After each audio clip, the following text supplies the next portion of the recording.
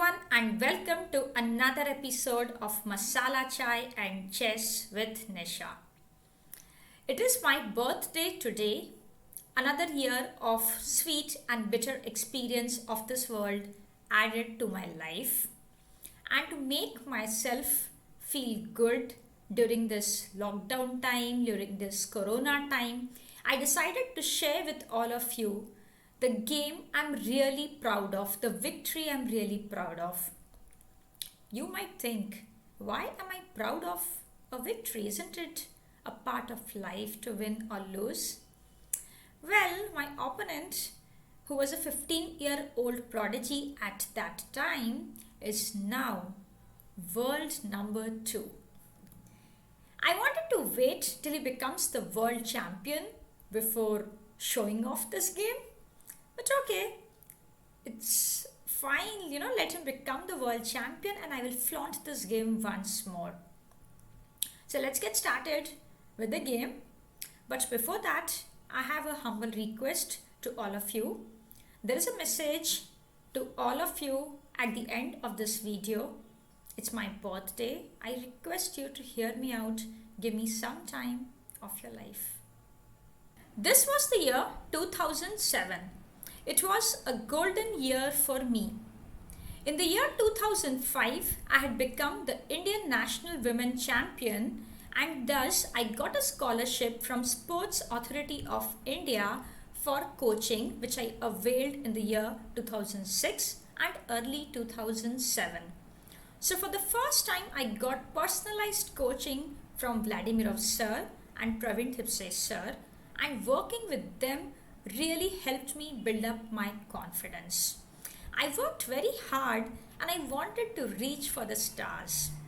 In fact, in the year 2007, I gained rating wherever I played, almost everywhere. And from a start rating of 2261 in the year in the month of January, I reached a rating of 2416 in the month of October. And when I got this 2416 rating, I still had plus 10 in my hand, which was not published. So basically, technically speaking, I achieved the rating of 2426. And that time it was like K15 for me, not K40 like most of the kids today. So it was a very slow and steady progress, but yeah, I was doing very well the full year. And by gaining rating of 2416, I became India number 3 behind Hampi and Harika. But most importantly, I became world women number 43. It was something I was very happy about. But those were not the days of online coverage of events. Those days we didn't have ChessBase India, we didn't have chess.com India, we didn't have information online. So people didn't get to know that I achieved this feat, but to me it was something to be very happy about at that time. Okay, so let's come to this game. This was January of my golden year. It was a tournament in Gibraltar. It was a 7th round and I was white against 15-year-old prodigy Caruana Fabiano. We all know him today as world number 2 from the US. And at that time, he was rated 2492. He was, quite highly rated compared to me because my rating was only 2261 at that time.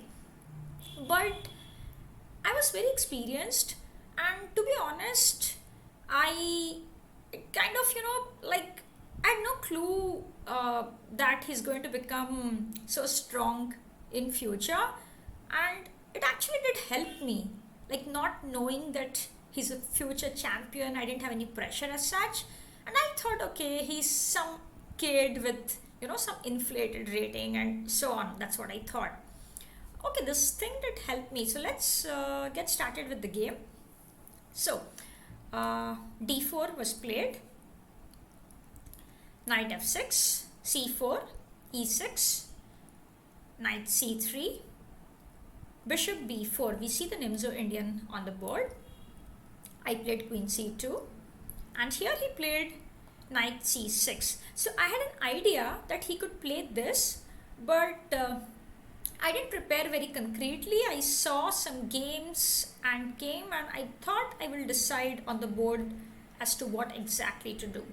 So I played knight f3 here, supporting the d4 pawn, d6, bishop d2, castles, a3, bishop into c3, bishop into c3, queen e7. So actually I had seen one game of Yusupov in this, starting with b4, but I'd seen it very vaguely in a very fast forward way, and I decided that I will actually decide what to do on the board. So it was not a very concrete preparation, very vague preparation, I would say. So here my opponent played e5, and there's a move d5 here, and I didn't play d5 here, but I just show it to you. d5 is a possible move here, but at that time I was not very familiar with this structure, so I didn't want to go for it, and I wanted to play something which may not be very good for white, but something which I can understand. So that was my main idea, to play positions easier for me to understand.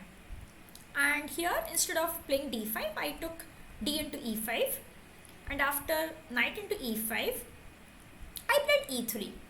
So I was, completely playing on my own with, some vague idea that I'd seen something similar in that Yusupov game. But I was playing, thinking on the board and playing, like nothing very concrete, as I said. He played b6 here. So I played bishop e2, and he played bishop b7. Knight into e5 was played, and he took d into e5 and castles. So, okay, this position I was not very sure about. Like, white has two bishops here, but I thought black would get in c5 at some point, and I was not sure my c4 pawn, there would be some pressure against it. I thought the position is roughly equal, but honestly I did not know what better to do, and I decided to play this position. So here he played queen e6. I don't know, maybe he wanted to control the f5 square. I'm not very sure, but somehow I felt that he's going for the wrong plan, and I had a feeling he should go for c5 somehow.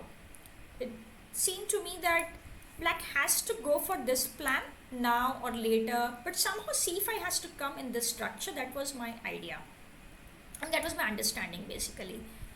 But he went queen e6, and I played f3. So I wanted to stop this knight e4, bishop e4 ideas, and I wanted to blunt this bishop on b7. He played rook a d8, and I wanted to expand on the queen side, so I played a4, knight e8, and I played c5 prophylaxis to stop knight d6. And I thought somehow that my opponent was not playing the best moves. And very interesting is this c5. I was influenced by a game of Harika played the previous day. So it was, I think, Almodaiki versus Harika. So where she had played a very important move c5 in the queen endgame. We had analyzed that game, and somehow the c5 stayed in my mind.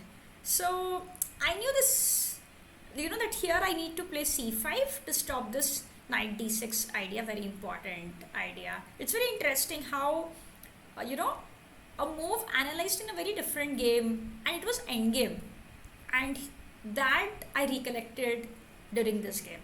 So anyways, here my opponent played knight f6, and my opponent wants to jump with the knight to d5. So what did I do?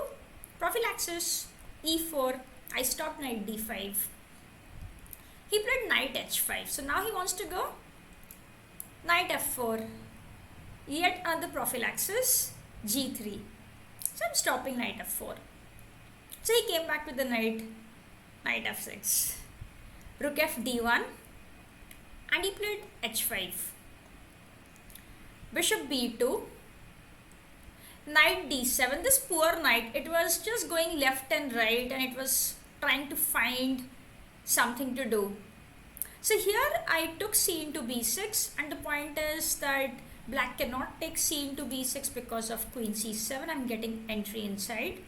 So after cb6, my opponent played queen b6 check, and I played king g2. I have a very crushing position here, and of course queen b4 cannot be taken because after bishop a3, the f8 rook is going, black is losing the exchange. So king g2, he played a5, and I took b into a5, queen into a5. I played bishop c3, and he played queen a7. Now I have a completely crushing position, very good position, double bishops, and I went for a wrong plan. Chess is a game of mistakes, right? So I played bishop b5 here, and he played c6, and I went ahead with my wrong plan. But my plan had a big flaw. I played bishop b4 here, and this was a big mistake. It had a big flaw, and this is my masala chai moment. My opponent, Caruana, did not find the right move for black. In fact, I played bishop b4, and I immediately spotted my blunder, but it was too late, and I was really shocked that, oh no, I just messed up a completely winning position. So anyways, this is my masala chai moment. I'm going to sip my masala chai while you find out black's best move, black's best idea in this position.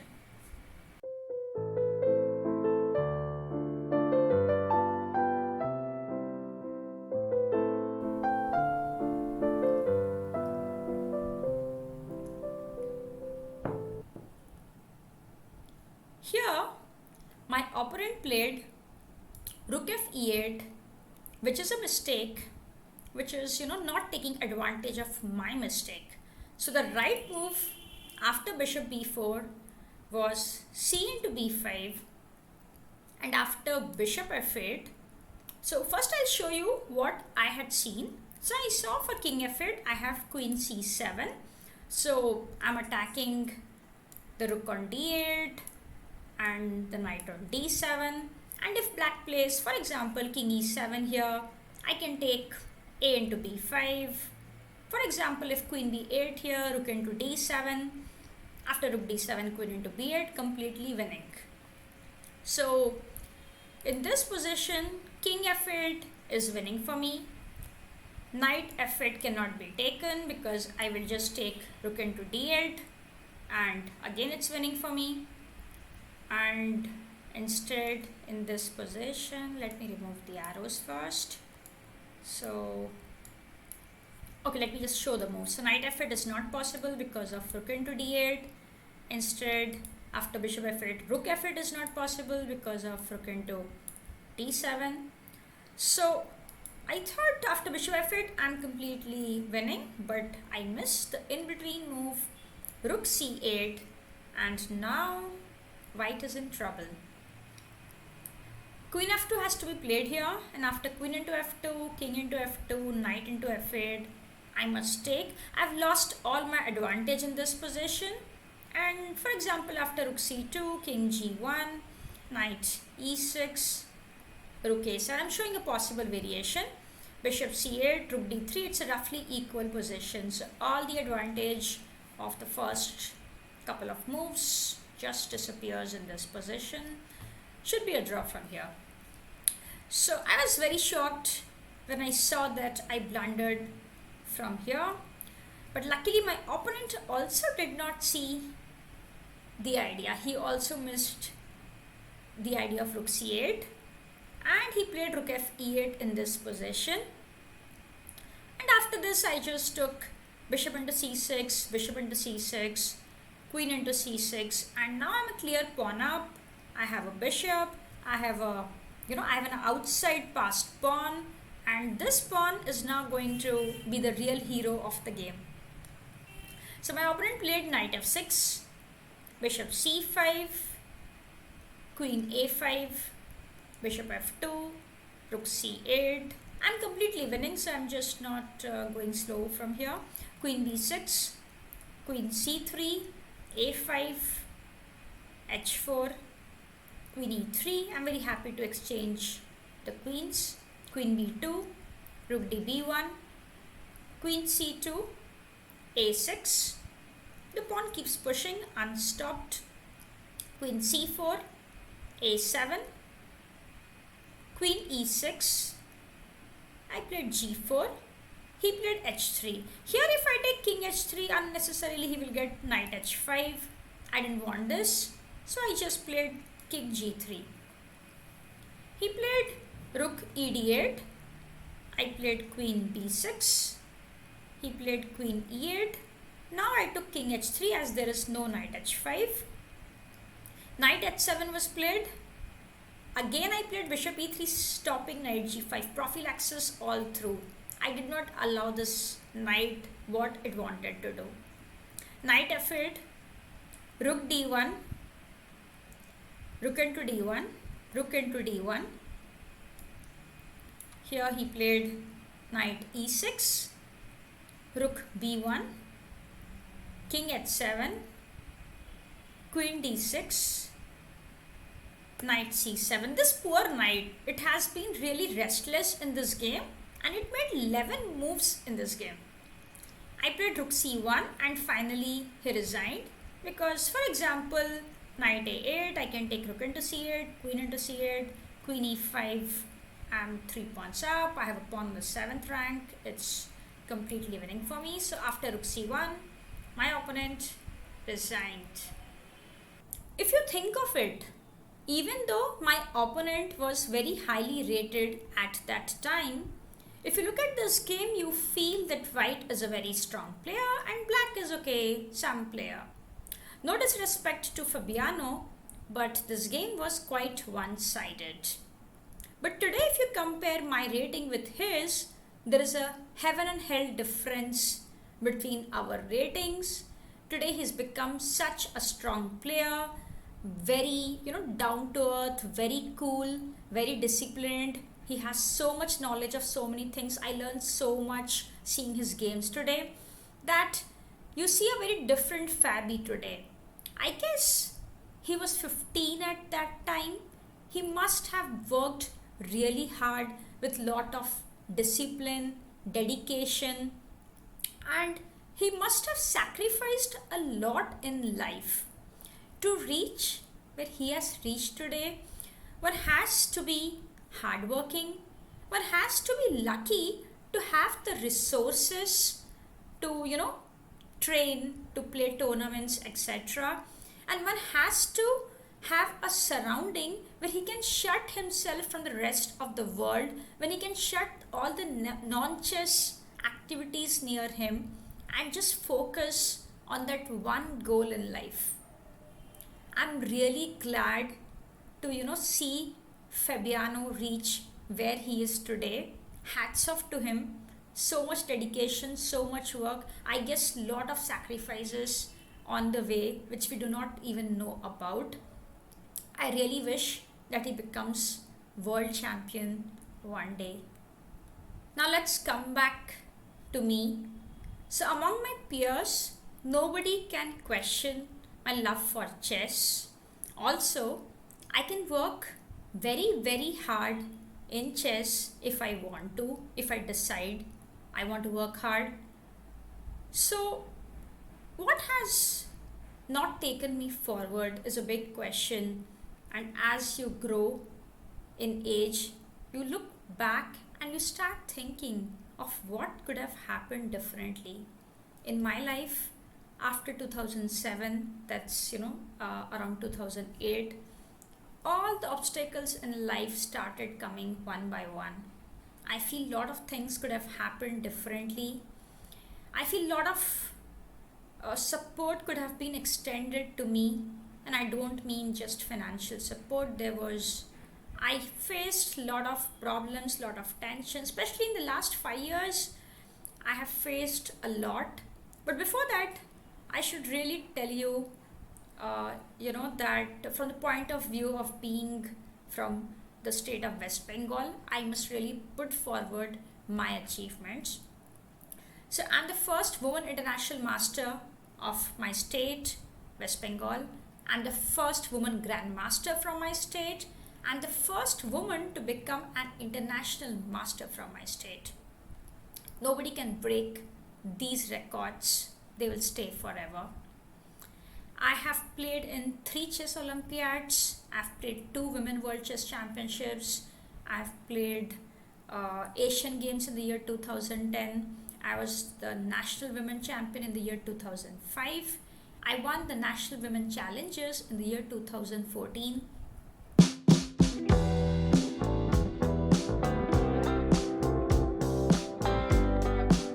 The Commonwealth in the year 2000. So, Commonwealth Women. So, my list of achievements, especially in connection to my own state, is quite big. I really feel that my state could have treated me better. I did face a lot of problems. Those problems could have been avoided. And when I say my state, I do not mean the people from the chess world, I mean the outside world.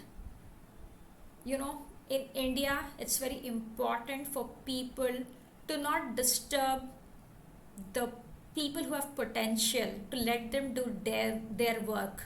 But as you grow, more people put hurdles in your way than they help you.